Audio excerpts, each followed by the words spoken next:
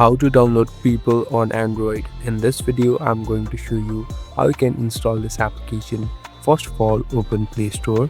Now here on the right bottom, you can see the search icon. Simply tap on the search icon. Now on the top at the search bar, simply search for People. So it will pop up in the top. Simply tap on it. Make sure that this is the right application. You can verify it by seeing its logo and verify it by seeing the company name, People Mobile. Now simply tap on install. So it will take some time. What is People? People is a money or banking application.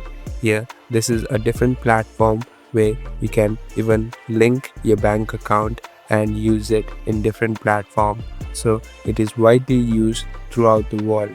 So it will take some time and you're done. Thank you for watching this video. I hope this video will help you.